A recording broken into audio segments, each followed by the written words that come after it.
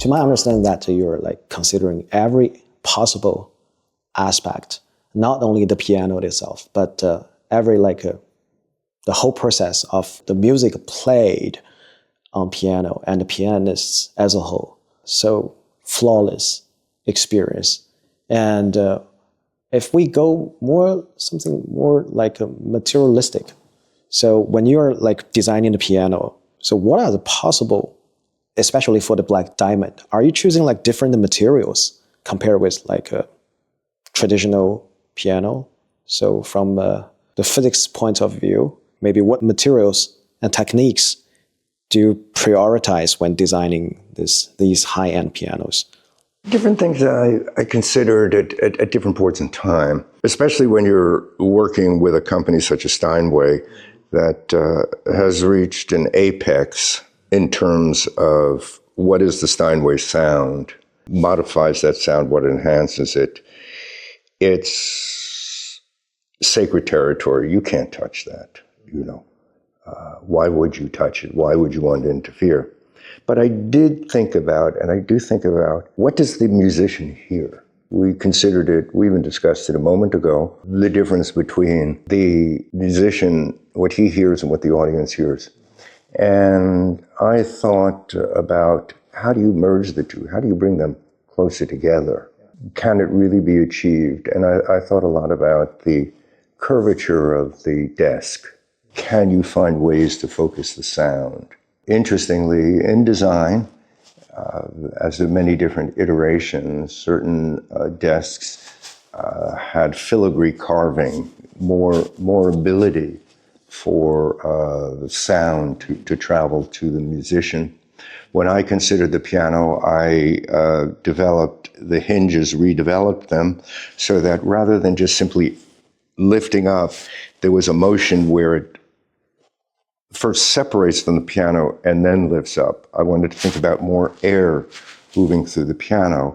And these things are, approximates. Again, I'm not a physicist, so I wanted to think about how are these small adjustments, would it change the experience of the pianist? These are areas that you can't touch. You really can't touch, in terms of Steinway, the maple that's used, the hard rock maple that's used in creating the rim. All of these, it's taken so many years to evolve. But I didn't want to over-encumber the design. In thinking about Lang Lang, I wanted both the ability, and we hear it in the range of his music, and we heard it the other night, when he played Schumann.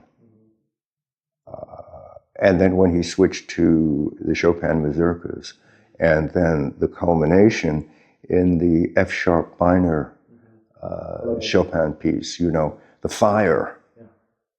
And his ability in this program to move from the most subtle, delicate moments to absolute fire, bravura.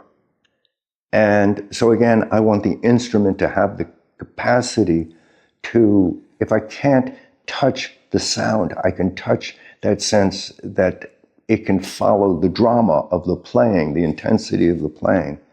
And so that's why in the side of the piano, there are these stilettos, that metal stiletto. I thought a lot about the stiletto. I thought about this notion of the precision that a stiletto is a machine. And what is its machine? Machines are made about efficiency, mechanical advantage, efficiency. And the stiletto, the way it's shaped, and the way it's designed to be able to fit between the ribs and find its target in a way. I wanted that stiletto on the side of the piano to have that same sort of deadly capacity, that ability, that precision, and the precision that Lang Lang is capable of exhibiting.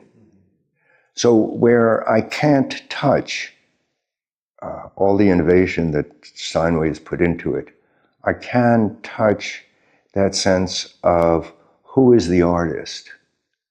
And again, who is the audience, not only for the music, but that would want to possess this instrument?